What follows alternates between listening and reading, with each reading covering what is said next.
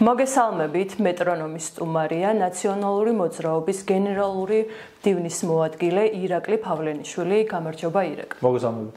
მადლობა მობრძანებისთვის. მადლობა მოწვევისთვის. 4 ოქტომბერს საქართველოს რთულ პოლიტიკურ გამოცდას გადის. ტარდება ადგილობრივი თვითმმართველობის არჩევნები, მეორე მხრივ კი ოპოზიციის ნაწილის მიერ გამოცხადებული ბოიკოტი. მშვიდობიანი რევოლუციის მოლოდინი ამ დღეს განსაკუთრებულ მნიშვნელობას ცენს. ერთ-ერთი ლიდერი ლევან ხაბეიშვილი დაკავებულია და ჩნდება კითხვები იმასთან დაკავშირებით, რა სცენარი შეიძლება განვითარდეს ქუჩაში. სურათს კიდევ უფრო ამძაფრებს საგარეო კონტექსტი, ევროკავშირი უფრო ღიად აკრიტიკებს ქართულ ოცნებას დემოკრატიული უკუსვლისა და პოლიტიკური დევნის გამო. ჩვენ ვართ უვიზო რეჟიმის შეჩერების საფრთხის წინაშე, რაც პირდაპირ დამოკიდებულია შიდა პოლიტიკურ პროცესებზე.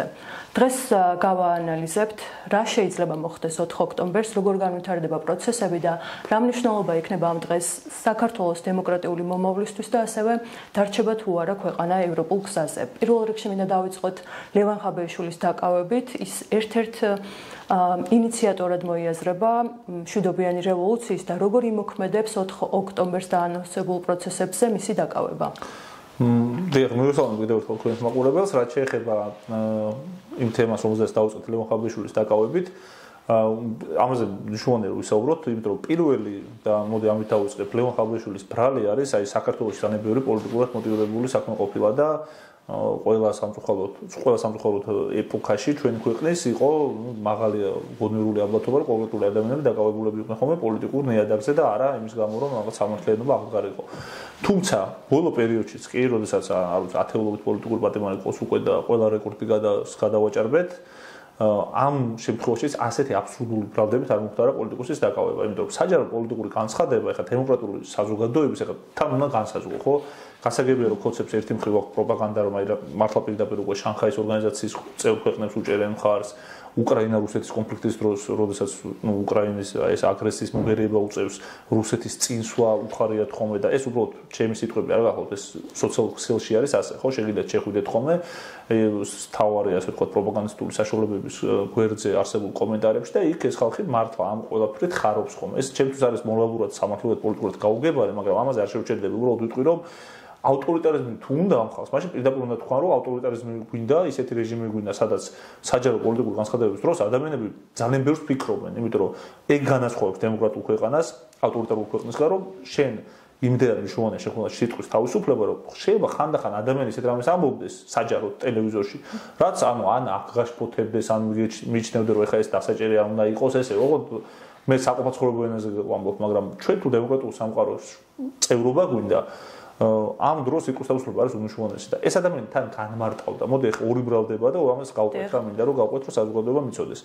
ანუ პირველი ბრალდება დაპირება რაც არის სხვადასხვა ეს კანონით არის გათვალისწინებული რომ თუ ბიუჯეტის სახსრებს ეხება დაპირება პოლიტიკოსის, მაშინ პოლიტიკური გაერთიანების შესახებ კანონი მიიჩნევს რომ ლეგიტიმურია ყველა ესეთი დაპირება და არ შეიცავს უკანონობას, ქრთამის მიცემის რისკს და ასე შემდეგ, რომ ადამიანი პოლიტიკოსი იცახის, რომ თუ ხელისუფლება შეიცვლება, ეხა კი არა, მაგრამ დღეს ამ ხვალ თუ ხელისუფლება შეიცვლება, თუ მეთანხმება ხალხი ხმას მომცემს, ამ შემთხვევაში ეს არის ჩემი საარჩევნო დაპირება, რომ ის ხალხი, რომელიც თან უკანონობას კი არ ჩაიდეს, ვიდრე ქრთამის მიცემა უკანონობას უნდა იწვევდეს, ანუ მაგას ნიშნავს, რომ ქრთამის არსი ეგ არის, რომ ადამიანს ფინანსურ ჯილდოს აძლევს იმის გამო, რომ უკანონობა ჩაიდინოს და უკანონობის ჩადენა არის, რომ რაც ლევან ხაბეიშვილს უქნეს და მე მგონი ნანახი აქვს ხო ყველას რა უქნეს ლევან ხაბეიშვილს ადამიანს რომელიც მარტო იყო და იყო ათეულობით სპეცრაზმელში ეხლა რომ გასაგებია ხო რომ არ არის აუცილებლობა რომ ადამიანი სიკვდილამდე ცემო ხო ადვილად შეუძლია ნეიტრალიზება მოახდინოს თუ დაუშვათ რომ ლევან ხაბეიშვილი რაღაც 50 სპეცრაზმელს ფიზიკურად დაუპირისპირდა ხო ეს ხო ნუ ესეთი არ მოხდებოდა რა თქმა უნდა ასეთი და მაგრამ ნუ თეორიულად რო დაუშვათ ამიტომ ეს პირველი ბრალი არის საერთოდ არაადეკვატური ჯერ უკანონობას კი არ პირდებოდა უბრალოდ ეუბნებოდა ეს ხალხი რომ თუ ბრძანება იქნება რომ როგორც დეკემბერ-ნოემბერში იყო რომ ადამიანები აწამოთ და ამის ვიდეო კადრები არსებობს სამედიცინო მტკიცებულებები არსებობს რომ ადამიანები აწამეს, აფურთხეს, თავპირით დაულეწეს აბსოლუტურად მშვიდობიან ხალხს. თან მართლა მინდა რომ ადამიანებმა სოციალურ ქსელში ნახონ ხოლმე ამ ადამიანების სოციალური პირადი გვერდი.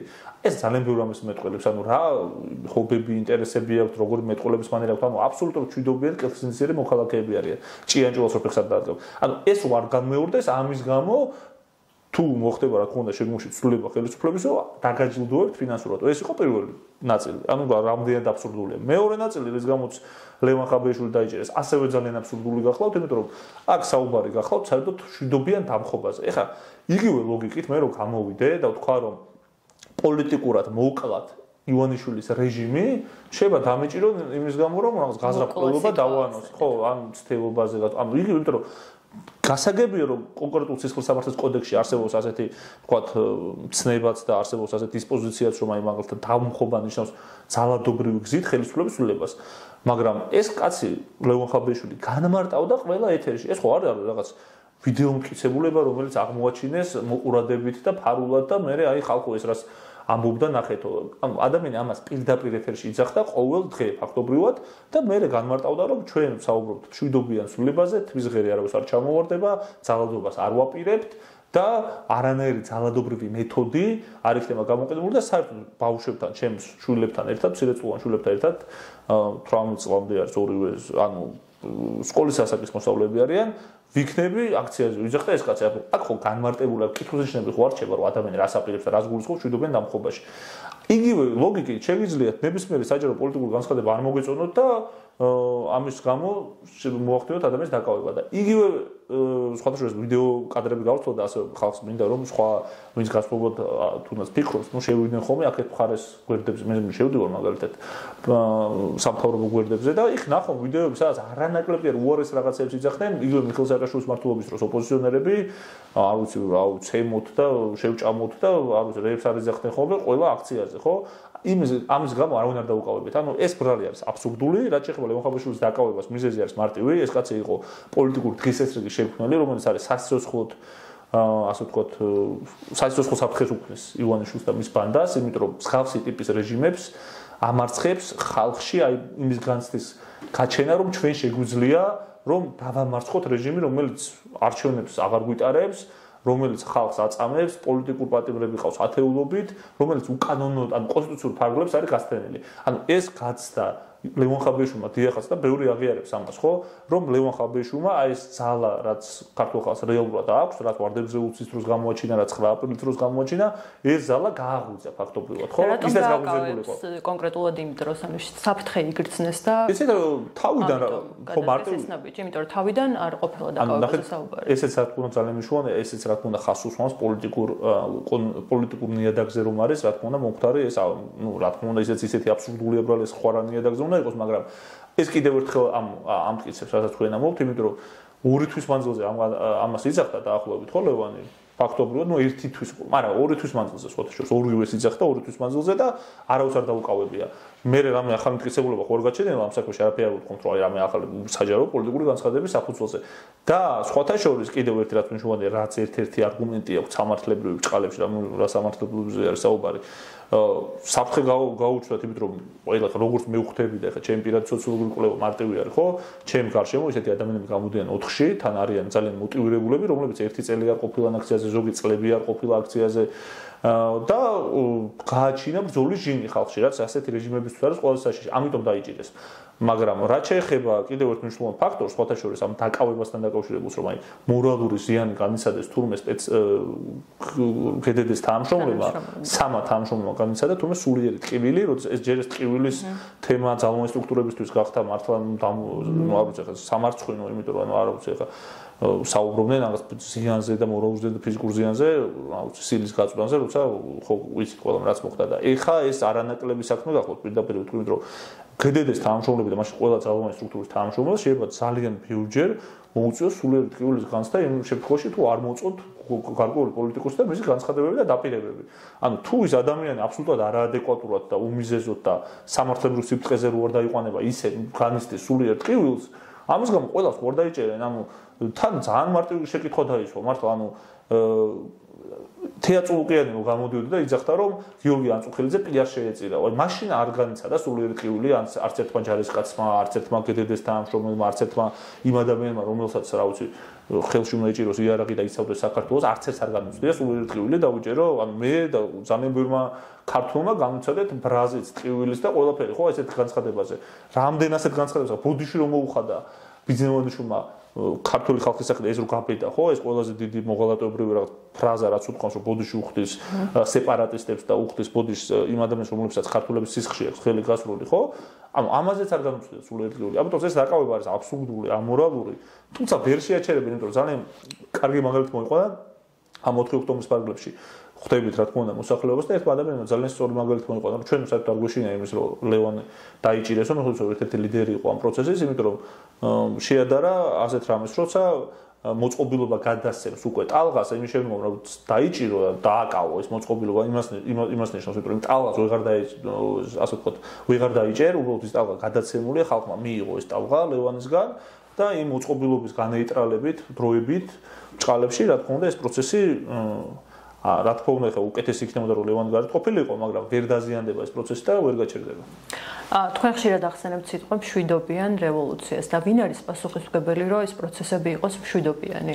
პასუხისმგებელი ყოველთვის არის თითოეული მოქალაქე რომელიც გადის ხოლმე საპროტესტოდ იმიტომ რომ ხა თუ ჩვენ იმას დაუწყებდით ფიქრს რომ ხა მე რო აქცია დავაანონსო 100,000-ობით ადამიანი და ყველაზე პასუხისმგებელი როგორ შეიძლება ვიყო მაშინ აქცია არ უნდა გამართო ანუ ეგ არის ლოგიკა იმიტომ რომ საქართველოში მოსახლეობას აქვს უმაღლესი სტანდარტი სამოქალაქო შეგნების და ქცევის. აი მე მინდა განმარტო და უბრალოდ ხალხმა დაიფიქროს, რომელ ქვეყანაში ჩატარდებოდა ასეთი მშვიდობიანი აქციები და მართლა სასაცილო არის ხომერ ანუ სასაცილო ვერ არის ტრაგიკომიკურია, როდესაც თელი სახელმწიფო პროპაგანდა ცდილობს ხომერ რომ მოძალადეთ და ძალადობრივად წარმოაჩინოს ის ხალხი რომელიც ცემეს აქვს აფურთხეს მოკლეს კინაღამ და ის მხარე რომელიც იყო აბსოლუტურად მოძალადე და რომელიც არ ვიცი ხა 1000 გვარ საშინელებას ჩადიოდა თურმე არის რაღაც ხვერპლი ხო და რატომ არის ეს არაადეკვატური კიდევ რომ აი მაგალითად ევროპაში წარმოიდგინეთ რომ რომელიღაც პოლიტიკური ხელმძღვანელი პირი გამოსულიყო და გაეკეთებინა განცხადება რომელიც მოსახლეობის სადღაც 80%-ზე რაც ეხლა 70%-ზე ყველაზე მინიმალური დათვლით ასახულია რომ უარყოფით ანუ 70% უნდა იყოს კავშირში გაწევრიანება. ანუ კონსტიტუციაში ჩაწერილი პრინციპი დაარღვია ირაკლი ყობახიძემ. ამის შემდგომ ახლა რა მოხდებოდა პარიზის ან ნებისმიერ სხვა ევროპულ ქალაქის ქუჩებში ხო ვისაც პროტესტის ანატომია ესმის ევროპაში რა ხდება ხოლმე. ნუ კარგად მიხვდება ხო? როგორც რუსთაველზე ხა ერთ მაღაზიას ამი არ დაზიანებია ისიც იმიტომ დაუზიან და თან ცირედით იმიტომ რომ მე სულ დავდიოდი და ყოველდღე ხა 300 დღე ხო დავდივართ ხო? აი ცირე დაზიანებები ქონდა ისიც შეხლა შემოხლის დროს ეგრეთ წოდებულ სპეცრასსა და მომიტინგეებს შორის და სინამდვილეში საერთოდ არაფერი არ დაზიანებულა მომიტინგეების მიერ და არ ჩალეწილა არც ერთი ბარბაროსობის აქტი არ იყო არც ერთი ასეთ ხულიგნობის ესეთი ფაქტი არ იყო რაც კიდევ ერთხელ მომეორება ასეთი მშვიდობიანი პროტესტი როგორც საქართველოშია ხოლმე მე ძალიან მიჭერს გახსნება ქვეყნის სადაც ხელისუფლება ასე იძალადებს ამდენ ადამიანს აწამებს ამდენ ადამიანს უკანონოდ დაიჭერს და ამის შემდგომ პროტესტი მაინც ესეთ მშვიდობიან ფორმის ექნება და აქვე დაუძენ რომ იმ ადამიანებს რომელსაც ძალადობას ედავებიან ვიდეო მტკიცებულებები რო არსებობდეს აი ხალხს მიმართავ სადაც ჩანს რომ აი მაგალითად ანდრო ჭიჭინაძე რომელზეც რა ხასაგებია თავისი სამსახიობო პოპულარობის გამო ყველასთვის ასე ვთქვათ ცნობილი პიროვნება იყო უფრო მეტად აი ანდრო ჭიჭინაძეს რამე სერიოზული ჩანაწერი არსებობდა გარდა იმ რაღაც მართლა იმ ვიდეო მტკიცებულებისა რომელიც სამართლებრივ სიტყვაზე განხილვა რთულია აქამდე არ გვაჩვენებდნენ ან ირაკლი ქერაშვილის ან სხვებზე, იმიტომ არ არსებობს ასე მტკიცებულება არის რა იცით? აქციის დროს, როდესაც ის ხალხი გიჭერს, რა ვიცი, გცემს და უცბად შეიძლება აი ბოთლი რომელიც იქვე არის, სადაც ანუ გაურკვეველი მიმართულებით. ისე კი არა, ვინმე ესთვის ეს რო გაურკვეველი მიმართულებით ის როლა. ან ანდროჭინაძის შემთხვევაში არის ზუსტად ესეთი შემთხვევა, ასხების შემთხვევაშია, როდესაც მაგალითად რა ვიცი, ისეთი ნივთის როლა, რომელიც შეიძლება, არ ვიცი საფეთქს უფრო გავს, ანუ ვერ მიხვდები, ხვა ნაკლებად არის, ანუ რაღაც ნაგავი არის ფაქტობრივად დასროლი, ხო, რომელსაც შეუძლებელი რომ დაზიანება მოყოს. ანუ მე ამას რატო საუბრობ, რომ ხალხმა რო იცოდეს, რომ ის ადამიანების დაჭერილები არა, ვისაც სახელმწიფო პროპაგანდა მე წერს ხოლმე აი მოძალადის დედათა პოლიტიკურ პატრონების შობლებზე, ეს არ უკადრია, არ ვიცი, მე მგონი არავის არ უკადრია საქართველოს ისტორიაში, საუბრობენ ადამიანებზე, რომელთაც მართლა ჭიანჭულას ფეხი არ დაუწყო. აი რეზო პიგნაძეს რომ მოусმინო მაგალითად, ირაკლი ქერაშვილს რომ მოусმინო, ანდრო ჭიჭინაძეს რომ მოусმინო, აი ხა ეს ხალხი მოძალადეა? ამიტომაც არის რომ ჩვენი აქციები ყოველთვის არის მშვიდობიანი, პასუხისმგებლობას ყოველთვის ვიღებთ ჩვენ თავზე. პოლიტიკური პასუხისმგებლობა პოლიტიკოსებს უფრო მეტი აქვთ ხოლმე, ამ აქციის ორგანიზატორი ამ შემთხვევაში ბატონი პაატა ბურჭულაძე და რუსთაველის გამზრია, მათაც აქვთ რა თქმა უნდა პასუხისმგებლობა ამ შემთხვევაში აღებული, თუმცა მე აქ იმიტომ ვიზახე ამას წინასწარ და წინსწრებით, რომ ჩვენი აქციები იმდენად ყოველთვის მშვიდობიან ხასიათს ატარებს, რომ აი ამაზე ხა სახელმწიფო ბრალდებების გამო იმაზე ფიქრი და რაღაც კომპლექსის გაჩენა რომ აი აბა იქნება მშვიდობი თუ არ იქნება არის არასწორი ჩემი აზრით, იმიტომ რომ სინამდვილეში ჩვენ ყოველთვის მშვიდობიანები ვართ, თუ ვინმე ძალადობს არის ხელისუფლება და ძალადობის დროს რო თავი დავიცვათ, გულისხმობ იმას, რომ ავიღოთ ბევრი და მტკიცედ დავდგეთ და არ გავატანოთ ჩვენი მოქალაქეები მოსაკლავად და საცემრად და ისე მტკიცედ ვიყოთ, რომ ეს ვერ გავედონ ამის თქმა გსურს, რა თქმა უნდა, არის ძალიან მნიშვნელოვანი, იმიტომ რომ თან იცით რა არის, როცა ამობენ, აი ხალხი აბა რას აანონსებ. ვინმეს თუ გონია რომ ივანიშვილის რაღაც რამდენიმე ასეული თუ ათასობით სპეცრაზმენი უფრო ძლიერია ვიდრე ქართული ხალხი რომელსაც ცვლილებას სურს ამ ქვეყანაში, მაშინ მართლა აზრი არ გქონია ბრძოლას. მე ღრმად მწამს რომ თუ ყველამ ეს ყველაფერი გავიაზრეთ და მტკიცედ დავდექით, უფრო ძლიერები ვართ ვიდრე ის რამდენიმე ზონდერი, იმიტომ რომ სინამდვილეში მათგან ბევრს აღარ სურს ძალადობა და არც იქნება ჩართული ძალადობა. ეს რამდენიმე ზონდერი რომელიც დღესაც იძალადებს თუ მიეცი საშუალება არიან უმცირესობაში. იმიტომ რომ ის სისტემა რაც ივანიშვილმა შექმნა ქოცებსაც აღარ აწყობთ. ანუ ჩვენ ნახეთ ხო რა მოხდა და ალბათ სხვა კითხვების დროსაც ამაზე ვისაუბრებთ. ანუ ივანიშვილმა ყველაზე მეტად გაიმეტა ქოცების ქურუმები. აი როგორ გითხრათ ახლა მიხეილ სააკაშვილს რომ ყველაზე მეტად გაიმეტებინა ის ადამიანები რომლებიც მისი გარემოცვის წევრები იყვნენ. მე ანუ დაუცველობის განცდა ანუ ოპოზიციური ლიდერებს აკავებს აქტივისტებს აუშვება ხედავთ არასდროს ორგანიზაციებს აუქმებს და თავის ხალხს არანაკლებ რაღაცას უშვება კაცო 8 შვილის მამას ეძახდა კორუფციულ საქმეებზე გამოძება რო ხონდა და საჯაროდ როდებდით ხოლმე ბატონ ბურჭულაძეზე რაღაც ფაქტებს მე მართლა რაღაცა მწვენოდა ხოლმე ისეთ განცხადებებს აკეთებდნენ ხოლმე იქით მხრიდან რომ აი 8 შვილის მამას როგორ კადრებდა ეს კაცი რომელიც და მე რაღაც გულის ზემოში მე მეპარებ რომ მეთქი ისე მართლა ეხა ესეთი რაღაც ანუ ხო რომ აშკარა კორუფციის ფაქტები იყო მაგრამ სიამოვნებაში ეს ხალხი რომელიც ამ ბრალდებს ვიყედებ რომ 8 შვილის მამას როგორ კადრებთო ეხა პირველი კრიტიკოზია ამ 8 შვილის მამის და კორუფციაში დებს ბრალს და იჭერს და ასე შემდგომ და ამ სისტემაში ხა რიგითმა ზონდერმა ქოცმაც და აქტივისტებმა ძალიან კარგად გაანალიზა რომ ხა სადაც ლილუაშვილი არის გაგდებული ძველი რომელსაც აბრალებენ იარაღი და ნარკოტიკი რო ესე რაღაცა განუსაზღვრელი ოდენობით იყო და ტრიალებდა საქართველოში თუმცა ეს კონკრეტული ამ 2-3 ადამიანის ბრალი ყოფილა კარგად ხვდებიან თვითორაბედიელით ამიტომაც მე დაგმობ რომ იქით მხრიდან ზაობაც არ არის იმის რომ შეიცვალა განწყობა აი თუნდაც ეს როდესაც ქართულ მოუცნებამ მათი ყოფილი წარმომადგენლების მინისტრების მოადგილეების დასჯა დაიწყო დაუცველობის განცდა ხო არ გაუჩნდათ თუნდაც შსს თანამშრომლებსაც რომ ისინი შეიძლება თუ კი გაჩნდება პოლიტიკური ნება აღმოჩნდნენ განსაშელის სკამზე და ამიტომ უფრო ნაკლებად შეიძლება რომ წავიდნენ იმ დარბევებზე და იმ მასშტაბის ძალადობაზე რაც იყო ნოემბერი-დეკემბრის აქციის დროს. ამ 4-5-თან დაკავშირებით ატომარის ესეთი აღშფოთებული და ანერვიულებული ივანიშვილი და მისი პროპაგანდა ეს არ მახსოვს ხო ესეთი რაღაც და მithumedes საჯარო პოლიტიკური განცხადების გამო საპროტესტო ტალღის ლიდერის ერთ-ერთი საკავებაც უპრეცედენტოა. რატომ? იმიტომ რომ ძალიან მარტივად არის საქმე. გარდა იმ ფაქტორისა, რომ ქართული ხალხი არის როგორც არასდროს ისე გაბრაზებული, იმიტომ რომ ძალიან ბევრი რამე მოხდა იმისთვის, რომ ქართული ხალხი როგორც არასდროს ისე გაბრაზებული იყო. კონკრეტული განცხადებებიც კი, რომელიც მე ვახსენე, აი ანტიეროვნული განცხადებები, რომ ბოდიშუნა უხდიდეთ სეპარატისტებს, მე სეპარატისტები გვაქებდნენ და რუსებიც გვაქებდნენ და იძახდნენ, რომ აი ხა ერთი ნაბიჯი გაშორებთ აღიარებისკენ და როდესაც პირდაპირ შეუწყობას აყენებენ ქართულ ჯარისკაცებს ქოცების აუცილებლად პოლიტიკური წევრები არიან ხა გორის საგრებულოს თავმჯდომარე ვიღაცას გონია რომ არ არის რაღაც პოლიტიკურმა წულუკიანი ნაკლებს იძახის მაგრამ იმ კაცმა რა თქო რომ ხულიგნებად მოიხსენია საქართველოს თავისუფლებისთვის მებრძოლი ჯარისკაცები ხო და ამ ყველაფრის ფონზე რა თქმა უნდა გარდა ეს გაბრაზება არსებობს მეორე ტიპის გაბრაზება რომელსაც იწვევს ეკონომიკური მდგომარეობა და ხალხი რო იძახის ხოლმე რომ აი სინამდვილეში ქვეყანაში ეკონომიკურს და აისახება კონკრეტულ ოჯახებზე.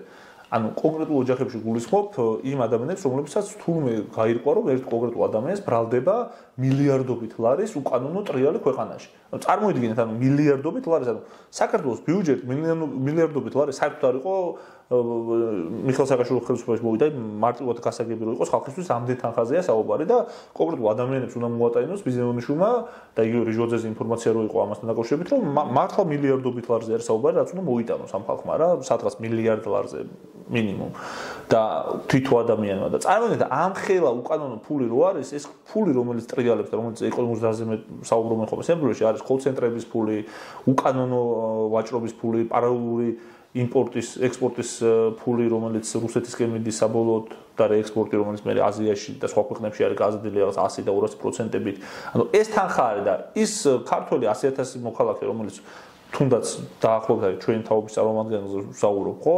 18-დან 35 წლამდე 100,000 მოქალაქე წავიდა ბოლო რამდენიმე წლის მანძილზე. სხვა თაობის კიდევ ბევრი 100,000 წავიდნენ, მაგრამ აი კონკრეტულად ვინც უნდა შექმნას ახლა კეთილდღეობა საქართველოში. და რატო წავიდა ეს ხალხი, რომ ან კარგი სამსახურები იყო და კარგი ცხოვრების პირობები იყო და გაიქცნენ ევროპაში. ახლა ვინმე შეერა რომ 100,000 ქართველს კარგ პირობებში საქართველოში მუშაობას ურჩევნია ევროპაში ცხოვრება და მუშაობა ეს არ გახოთ ყველა საქართველოში ურჩევნია უმეტესობას აბსოლუტურს ურჩევნია საქართველოში მაგრამ ვერ იშოვი უბრალოდ და დაიჩაგრები ან სიფში და აიფში უნდა დაიწყო ან ხოცი უნდა გახდე ან ხოცცენტრში მუშაობას უნდა დათანხმდე და ტრანსნაციონალურ კრიმინალურ დანაშაულში უნდა გახდე ჩართული და მოკლედ ზოგი არ ხოცდება ზოგი კი მუშაობს და ჩემ გაშუქებას არის ხალხი რომელსაც აქვს ნორმალური შემოსავალი მაგრამ მათი რაოდენობა მცირეა სამწუხაროდ ამიტომ ეკონომიკური ფაქტორიც აბრაზებს ეროვნული ფაქტორიც აბრაზებს მოქალაქეებს და მესამე რაც ძალიან მნიშვნელოვანი არის აბრაზებს აი თქვენ რასაც ამბობთ ევროპასთან დაკავშირებული ამბები და ადამიანის უფლებებთან დაკავშირებული ფაქტები რაც გადაჯაჭვულია იმ უიზოს რატო გვიჩერებენ მართლა იმიტოს გამოხوار გვიჩერებენ რომ აქ საქართველოში რაღაც სურს რო LGBTQ-არ თემის წარმომადგენლების რიცხვის გაიზარდოს ევროპას ხო რა თქმა უნდა ხა ეს არის ჩვეულებრივად მოც ჯერ ესეთა ამას ორი ჯერებენ მართლა ვერ ხვდებით რომ რატო უნდა უნდეს ევროკავშირში ბიუროკრატს ან ევროკავშირში ვინმეს რომ საქართველოში LGBTQ-არ თემის წარმომადგენლების რიცხვი გაიზარდოს ხო არაადეკვატურია პრაგმატულად რა შეაწყობს იმ ხალხს ან რაში უნდა აწყდეს ანუ თან მით უმეტეს საქართველოში კანონი რომელზედაც იყო საუბარი საერთოდ არ ეხება ქორწინებას ანუ რაც პრიორულად აქვს ამათ შეფასებულო თვითონ და ქართული კაციო და არ დაერქვა ზოლი რა თქმა უნდა ამას მე თვითონ მართლმადიდებელი და კონსერვატორი გახლა ვარ ჩემი შეხედულებები დამბლობ რო კონსერვატორი ვარ ვიდრე ლიბერალი მაგრამ ამ მნიშვნელობას ამას უბრალოდ ფაქტი მარტივად არის რომ იტყუებიან ხოლმე იმიტომ რომ ჯერ ესეთი ევროკავშირის ბევრი წევრ ქვეყანაში საერთოდ არ არის ქორწინება დაკანონებული მე აქ უვიზო მიმოსვლის შეჩერებაზე გადავალ ისე ეს პროპაგანდა ამაზე შეიძლება ცალკე ვერ ვისაუბროთ მაგრამ უვიზო მიმოსვლის შეჩერება ანუ საგანმანათლებლო კუთხით სამუშაო კუთხით აი რამხელა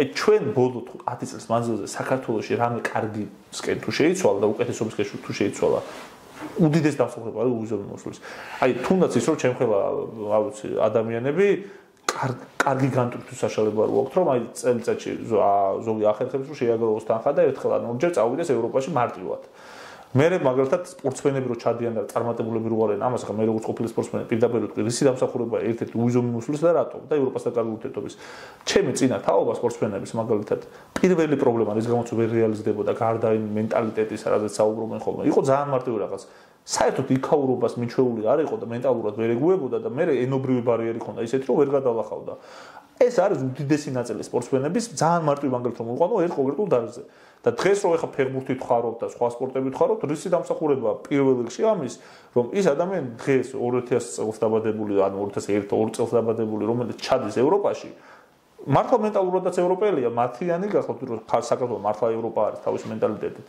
და თან ენობრივი ბარიერი საერთოდ არ აქვს ანუ აი ეს ყველაფერი რამაც ჩვენ უფრო თავსებადი გავხდა ევროპულ სტანდარტებთან ხო ამ ყველაფერს ემუქრება საერთო საფრთხე ამის გამო არის ქართული ხალხი გაბრაზებული და ეხლა მოდის კიდევ მეორე ფაქტორი რაზეც თქვენ საუბრობთ და ამიტომაც მინდოდა რომ დამეკავშირებინა ასე 4 ოქტომბერი უფრო გასაგები იყოს ანუ ამ სამი მიზეზის გამო ქართული ხალხმა იცის რომ სამივე კუთხით არის ეგზისტენციალური საფრთხე ეხლა თუ ამ სისტემის დემონტაჟი ამოვხდეთ დიქტატურა როცა ჩაბეტონდება სამივე ნაწილი იქნება უკვე შემოტრიალება სამივე მხრივ იქნება ფაქტობრივად შეუძლებელი ეს ეკონომიკური ძარცვაც დაკანონდება ეროვნული უფლებების შელახვაც დაკანონდება და მათ შორის დაკანონდება რასაც საუბრობდი ხა ევროპასთან და დასავლეთთან კავშირის გაწყვეტა და ეხლა აქეთ მხარეს კიდევ რა არის მნიშვნელოვანი რაც აი 4 ოქტომბერი რატომ და არა თქვა რაღაცა 5 დეკემბერი მაგალითად ძალოვანი სტრუქტურებში ვისაც უმუშაოია კარგად იცის რომ სისტემის გამყარებას ჭირდება პერიოდი ეხლა ესე მარტივ არ არის კაცი 6 წელი სულს მართავდეს და შესაძლოა მართავდეს კიდევ 6 წელი ვიღაც და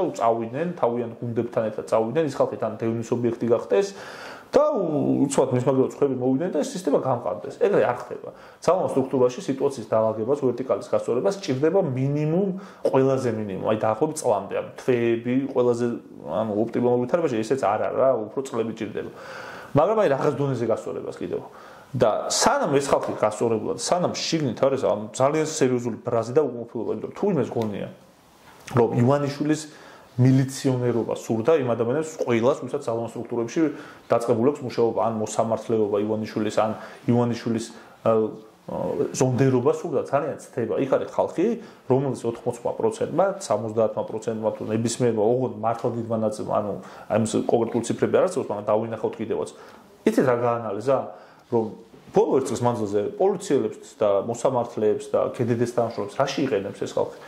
ანუ ან რა ზოგადად მათი საქმიანობის არც რა წარმოადგენს. ანუ პოლიტიკურ ნიადაგზე ხალხის ცემა, დაკავება, ბრალდის შეთითხნა, ნარკოტიკის ჩადება და ასე შემოუდა. არ უნდათ ეს. ანუ ეხა ახობაძის საქმე რო იყო, ახობაძე რა გონია ციხეში არ ეჩვენა ივანიშვილის რეჟიმს, მაგრამ ესე მარტო ანუ ამდენად არაადეკვატური ბრალდებები და დაკავებები არის ძალიან მძიმე სისტემისთვის. უნდა გავიგოთ, რომ იხაც ხალხი მუშაობს, ეხა რაღაცა 0.01 სინდისი ყველას გააჩნია მართლა, იმიტომ რომ აი ხო როცა მაგალითად ბრალდება, როცა გაქვს დავალება, რომ კრიმინალურ ავტორიტეტს ჩაუდო ნარკოტიკი. აი კიდევ რაღაცა არის, მაგრამ აი ხო როცა ვიცი რომ ადამიანთან არავითარ შეხება არ აქვს. ამიტომ რომ იქ შეიძლება მანამდე კეთილსინდისიერები აბსოლუტურად ხოლო თანამშრომლები კი არ ბრაზობენ და კი არ უნდა ცვლილება. არამედ ისეთ ხალხსაც რომელსაც შეიძლება არაკეთილსინდისიერ ქმედებაში მონაწილეობაც აქვს მიღებული, უბრალოდ ახლა თვითონ კარგად ხვდებიან, უკვე ძალიან ბევრ დანაშაულში იღებენ მონაწილეობას. და სისტემას აქვს, ამიტომაც ძალიან მძიმედ საქმე. ერთი მხრივ ის გეუბნება, რომ შენ უნდა იმუშაო ბინძურად და მეორე მხრივ გეუბნება კი რა განახებს მათ შორის. ამ ბინძურად მომუშავე ადამიანებს ში. და ეხლა სადაც ბუჭულაძე და მინისტრი დასაჯეს და სადაც ირაკლი ღარიბაშვილს აღარ ახსენებენ, აღარ იწევენ არსად და ისიც საფრთხეში და რიჟოაძე მოსაკლავად გაიმეტეს, იქ ეხლა რიგითი GDD-ს თანამშრომელი, არ ვიცი, ეხლა როგორ არის დაცული, კარგად ხვდებით, ხო? ამიტომ ეს შანსი არის ეხლა დღეს გამოსაყენებელი, როცა ეს სიტუაცია, თორე სისტემის გამყარების მე უფრო რთული ხდება, რა ბელორუსში რატო არის ეხლა რთული და რატო უფრო მეტი შანსი იყო თქვა 10-15 წელიწადში. ეხლა სისტემა რო გამყარდა და ხალხი რო ემიგრაციაში გაიხიზნა, ვინც აქტიურად აპროტესტებდა და ევროპასთან კავშირის ეს აი ასე ვთქვათ აი თვითონ რასაც ქვია ეკონომიკური მოგება, რასაც ქვია და რა ეკონომიკური ბმა ევროპასთან უფრო მეტად დაიკარგა, ამის შექმნა თუნდაც უფრო რთულია ავტორიტარიზმის დამარცხება. ახლა გვაქვს დრო რომ ეს შანსი გამოვიყენოთ. აი დავშვათ თუ ვერ წავიდა პროცესები ისე როგორც მოლოდინიც არსებობს და რაც არის დაანონსებული 4 ოქტომბერს და არ გამოვიდა იმდენი ხალხი რამდენსაც ელოდებით. შემდგომ აი რა გეგმა გაქვთ ოპოზიციას, როგორ განვითარდება მოვლენები 5 ოქტომბრიდან? ისე რა, მან და არის მარტივი რაღაც რა, ერთი ჩვენ კარგად უნდა გავიაზროთ, რომ პოლიტიკური უცემული მომენტი გვიბიძგებს იმისკენ, რომ გავაკეთოთ ის, რასაც ვაკეთებთ 4-ში. გვიბიძგებს კი არა, ან გვავალდებულებს. კიდევ ერთხელ ვიმეორებ და მე უკვე ჩამოთვალე მიზეზები, რის გამოც გვავალდებულებს.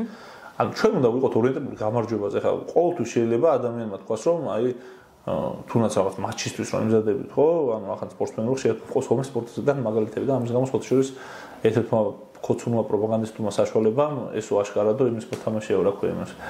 აზარტული ანუ ტოტალიზატორისო და მე სხვათა შორის რაღაც ბევრჯერ გავუწევს ეს აუბრალოდ რა ვიცი მიყვარს სპორტი და მაგიტომ მოყავს ხოლმე მაგალითები და თან რახან პირადი ხო და რახან პირადი მომხმოდა ამ სპორტულ შემთხვევაში გამარჯვების გარდა რაზე უნდა ფიქრობდეს სპორტსმენი ახლა თუ დამარცხებაზე ფიქრობთ რომ აი თუ წავაგებენ თუ წააგეთ თან ახლა აქ როგორი საქმე არის იცით რომ მართლა ძალიან მაღალი ფსონი არის ახლა როცა 2020 წელსაც მაგას არ იძახით ამას იძახთი ერთია და მეორეა რა გამოცდილება მიიღეთ და უკვე იგივე შეცდომებს ჩვენ რასაც ვიძახთით ჯერ ეს ერთი ანუ მართლა სიმართლე აღმოჩნდა ოღონდ ამას პარლამენტში არ შესვლა რომ არის რა ზოგადად რასაც ვიძახთით მართლა უმეტესობა მართლა უცბად ვიძახი იმიტომ რომ როგორაც ვაყვედრი არ მართლა მაგას რომ თქვენ მაგას ვიძახთი იმიტომ რომ უნდა დაგეჯერებინათ უბრალოდ არ გვიჯერებდა საკმარისი რაოდენობა ადამიანებს ეხლა მგონია რომ გვიჯერებს ანუ რო ვიძახთით რომ ერთიანობის გარეშე ამათ ვერ დავამარცხებთ მე ეხლა ყველა იძახს რომ ერთიანობა ყოფილა საჭირო თუმცა აუცილებელი როცა ვიძახთით რომ რუსული რეჟიმია გვეუბნება არა რუსული ეხლა არ არის თქვა ბოლომდე ივანიშვილი კი რუსეთთან რაღაც კაი ფლიქტი აქვს პოლიტიკური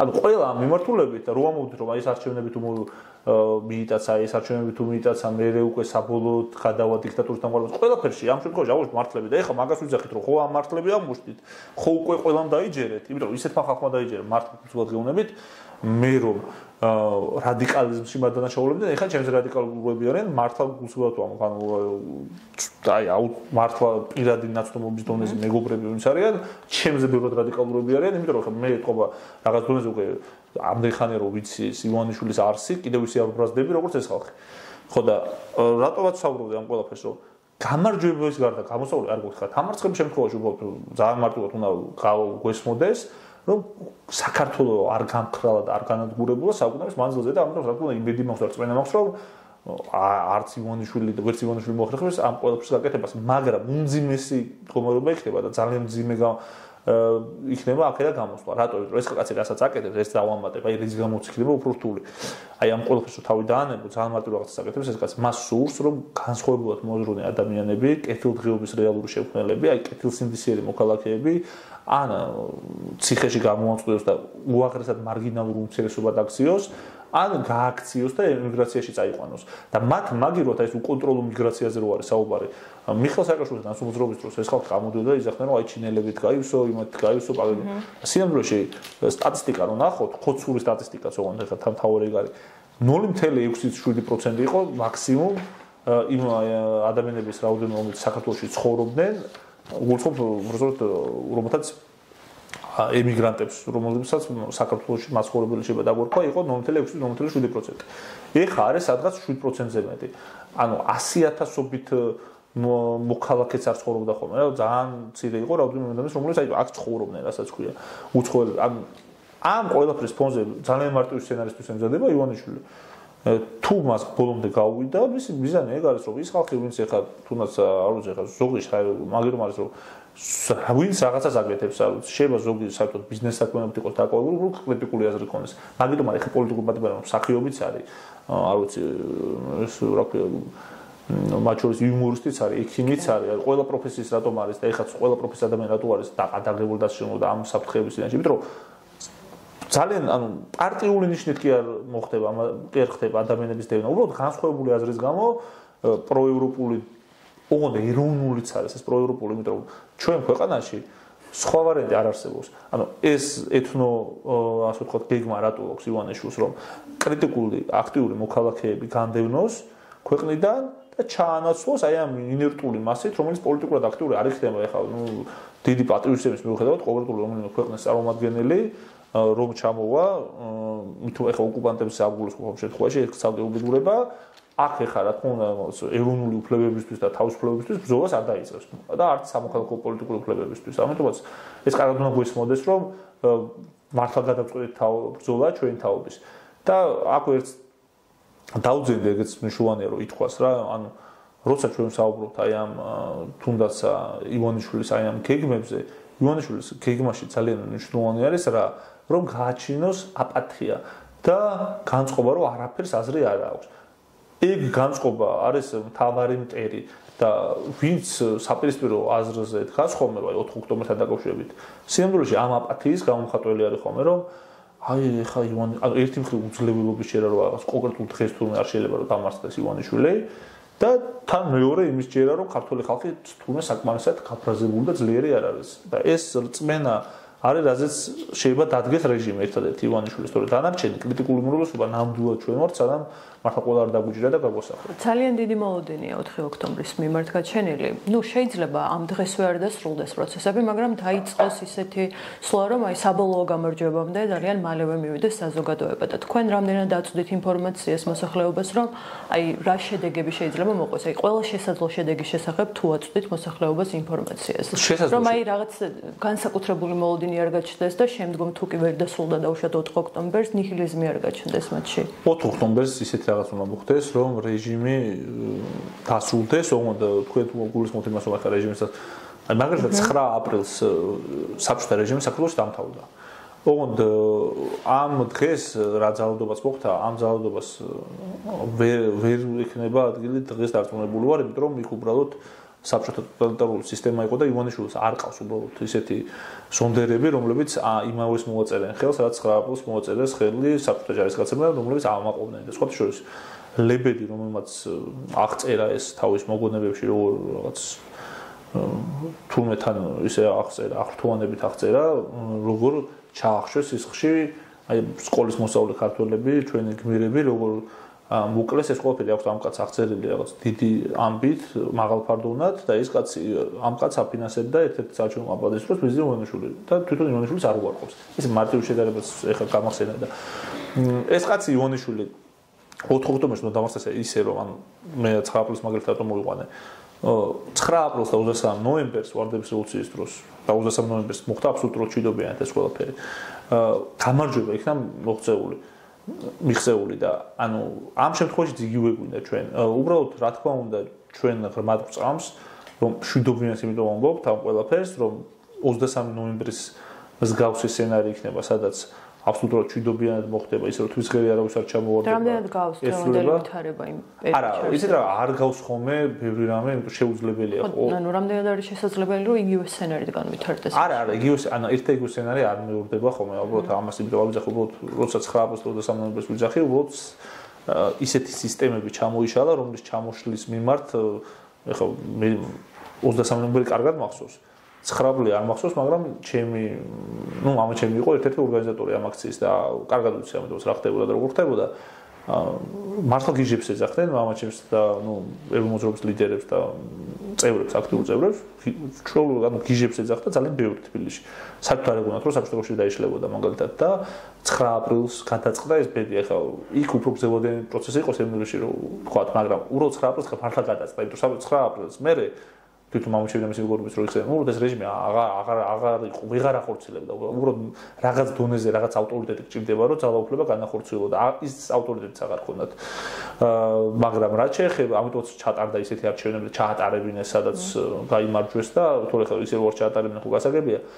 ფორმალურად გარჩევოდნენ ძალაუფლებაში. მე ვისურვებდი ისეთ ცვლილებას, რა თქმა უნდა და ესეთი ცვლილება გონია რომ მოხდება 4 ოქტომბერს და წამს, რომელიც ძალიან მალევე შეცვლის ყველაფერს ამ ქვეყანაში და ფორმალურად შეიძლება რაღაც პროცედურულად რაღაც დონეზე გაიწელოს, მაგრამ უკვე ამ თვეებში ჩვენ დავიწყებთ თქვათ რეფორმებს უკვე და ასე შემდგომ, ხო? მაგრამ აქ თავი არის ეს მაგალითები რომ მოყავს 23 ნოემბრის და 9 აპრილის იმდენ განსხვავდება ეპოქები, იმდენ განსხვავდება პოლიტიკური სიტუაცია და სოციუმი და ასე შემდგომ, რომ იგივე ვერ მოხდება.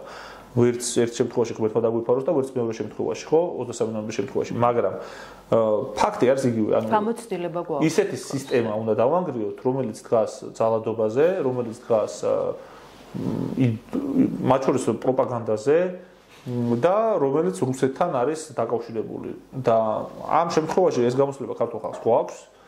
მართალია შუაში შევარნაძეც კი იყო ნაკლებად პრორუსი, ვიდრე ივანიშვილი, მაგრამ ივანიშვილი რუსი გახლავთ პირდაპირ და შევარნაძე პრორუსიც ნაკლებად იყო ბოლო პერიოდში. მე ხუძრო შევარნაძე გასაგები მომოუყევი ხელოვნებოძრაობის წევრი იყო, მომჩემ ჩემი სიმპათია საერთოდ არ არის ედუარდ შევარნაძის მიმართ მიმაჩნია, არ ვიცი ხა მასწავლე კიდევ არ დავუწყებ ლაპარაკს, მაგრამ ის ადამიანიც კი რომელიც ჩემს ყოველწლიანი პატივით ვიყავ განწყობილი ედუარდ შევარნაძის მიმართ, ის ადამიანიც კი ახლა აღიარებ რომ ბიზნესში ნაკლებად რუსულ საქმეს აკეთებდა ბოლო პერიოდში, თორე თავიდან მას არასდროს უკეთებია, ხო ჩვეულებრივად რუსების სამსახურში იდგა ეს კაცი და ერთ-ერთი მაღალი თანამდებობის პირი იყო რუსეთში, მაგრამ აი მართლობის, ანუ თავისი საპრეზიდენტო ვადის ბოლო პერიოდში აღარ იყო ისეთი რუსული საქმის გაკეთებელი კიდევ როგორც დასაწყისში და როგორც ივანიშვილი აკეთებს. აი ივანიშვილი უფრო პარალელურად შევარნაძე და ივანიშვილის შორის შევადაროთ მაშინ როდესაც პირდაპირ რუსების სამსახურში იდგა შევარნაძე იმ პერიოდს და ივანიშვილის ეხანდელ პერიოდს.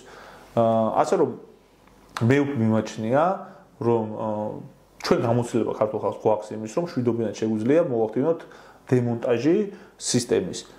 თუმცა ერთ შემთხვევაში ეს მშვიდობიანობას ნაკლებად ანუ ჩვენი მხრიდან მშვიდობიანი იყო, მათი მხრიდან იყო ძალადობრივი, მაგრამ მე ღრმად მწამს რომ ამის სოციალური რესურსი არ აქვს, არავის დღეს საქართველოში ღრმად მწამს რატომღაც და რაც შეეხება მეორე შემთხვევას, აი ვარდების რევოლუცია ამ მხრივ ძალიან კარგი მაგალითია. ისე მოხდა რომ არავის თვისღერი არ ჩავუვარდნია და ჩემიანად ეხლა შეგვიძლია.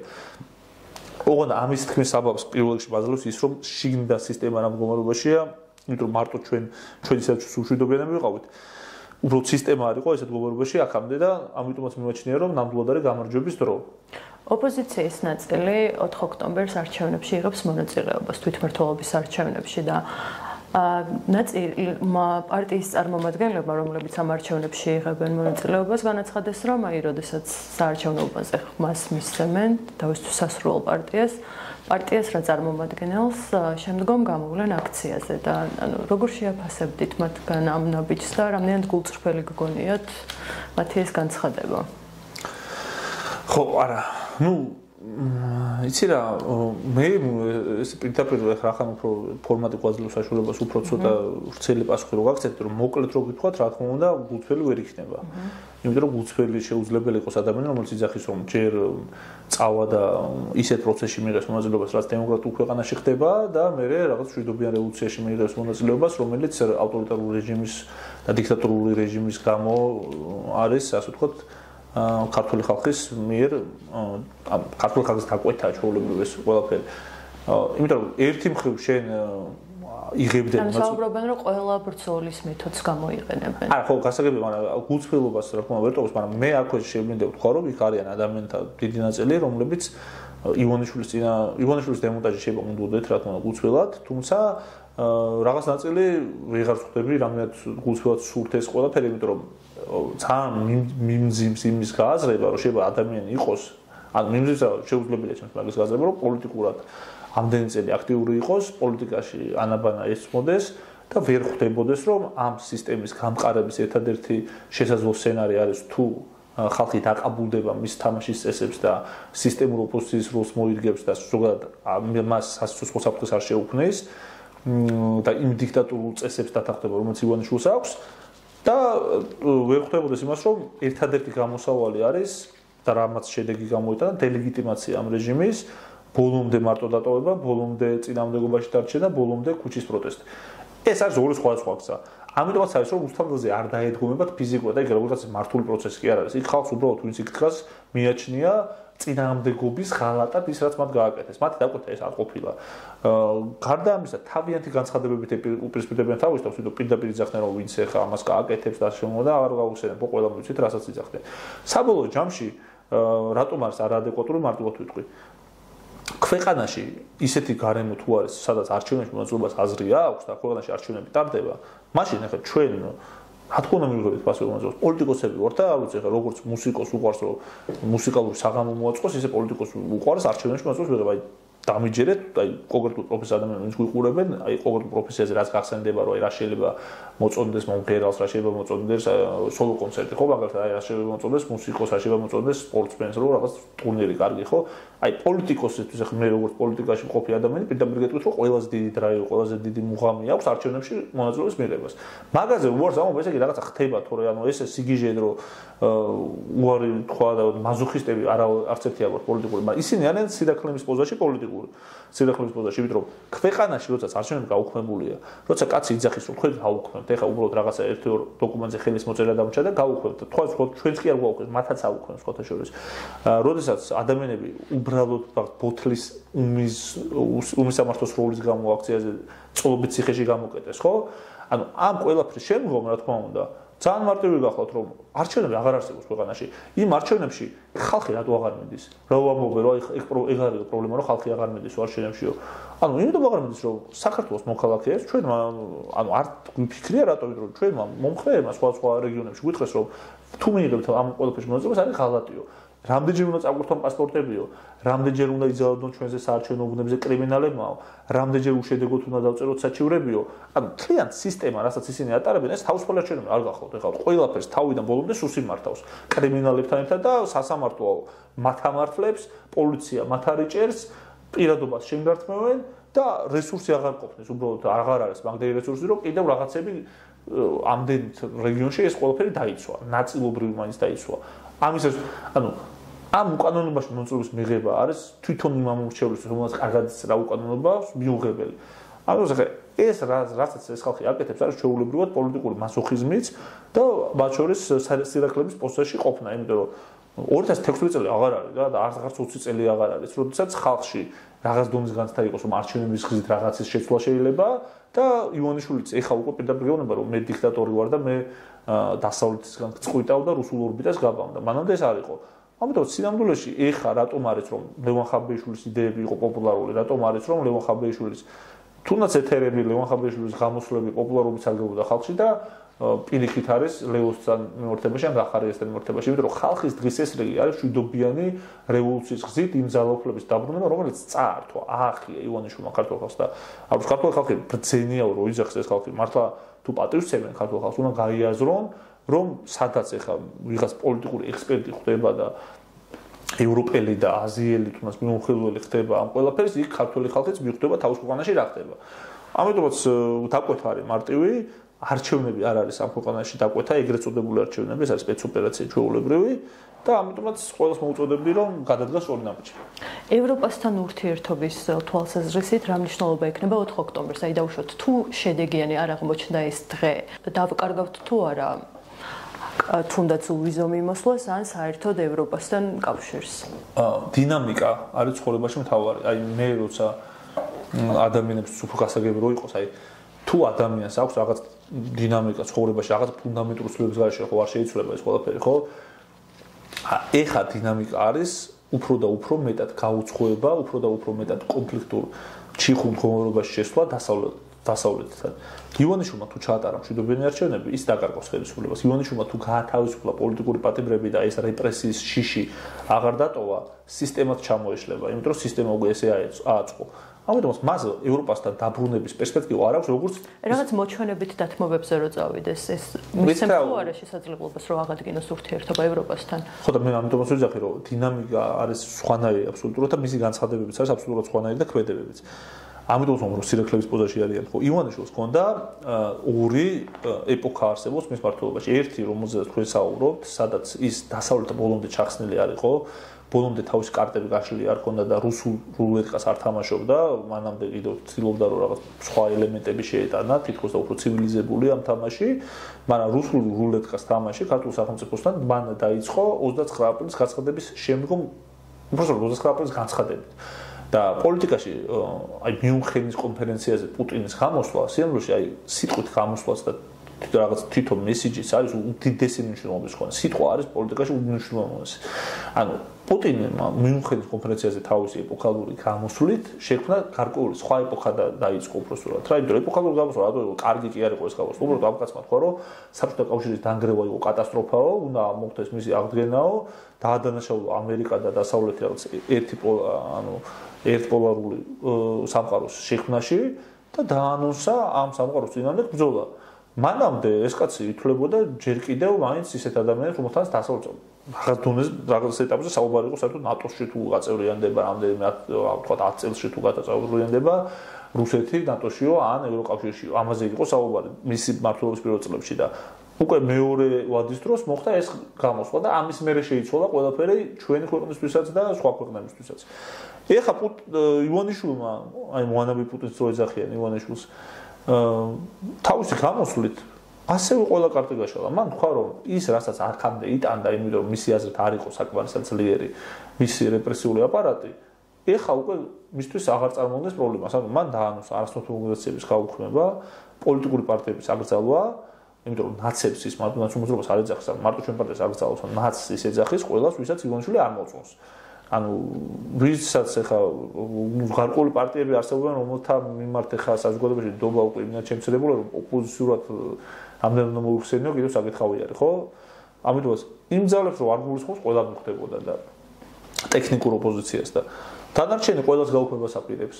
სამოქალაქო პოლიტიკური უფლებების შეზღუდვას აპირებს, რაც უფრო დრო გადის, უფრო და უფრო მეტ საკანონმდებლო შემზღუდავ ნორმას იღებენ, ხო? არ ვიცი, რაღაც საჯარო განცხადების გამო იჭერენ უკვე ხალხს და ქუჩაში დგომის გამო დაყადაგებულია უკვე ამდენი მოქალაქეს ჩვენი ქვეყნის, ხო?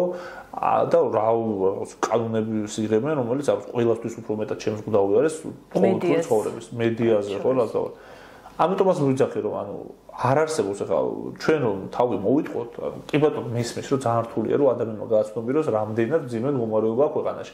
იმიტომ რომ ანუ არ ვიყო რა მიჩვეულის ადამიანი ფიქრობდა რომ აი რაღაც ავად თუ კარგად ბორძიკით მანაწილ მაინც მივდივარს ფიქრობდა აი უბიზოც ხომ მივიღეთ და რაღაც სხვაგან იყო რა უდოდა რომ აი თავისთვის რაღაცა და ეგონა რომ რაღაც ესეთი კატასტროფაც შეიძლება არ მოხდარიყო ქვეყანაში, მაგრამ უნდა გავაცნობიეროთ, თუ არ გავაცნობიეროთ მართლა ეს კატასტროფა მოხდება ბოლომდე უნდა. და ეხლა ვართ აი ზღვარზე ამ კატასტროფის. ამიტომ ახლა ივანიშვილს რომ უკანონმდებლობელი გზა ქონდეს, გამოაჩენდა ამას უკვე ექნებოდა ტაქტიკური განახევები, იმიტომ რომ დასანქცირებულია, უფრო და უფრო მძიმდება ეს საერთაშორისო ზეწოლა მასზე და ბევრი ისეთი ფაქტი ხდება, რაც აქამდე არ მოხდა, სადამ უკანახევას ტაქტიკურ თუ სტრატეგიულ თუ ნებისმიერ ტიპის უკანახევა დაარქვით, იმიტომ რომ რეალურ უკანახევაზე არ მიდიოდა ეს კაცი, დროებით მიდიოდა და მე ისევ წინ მიდიოდა. ამიტომაც ესეთ რამესაც აქამდე გააკეთებდა. ძალიან დიდი მადლობა ირაკლი, წარმატებებს და გამარჯვებას. მადლობა, კაი ხარით.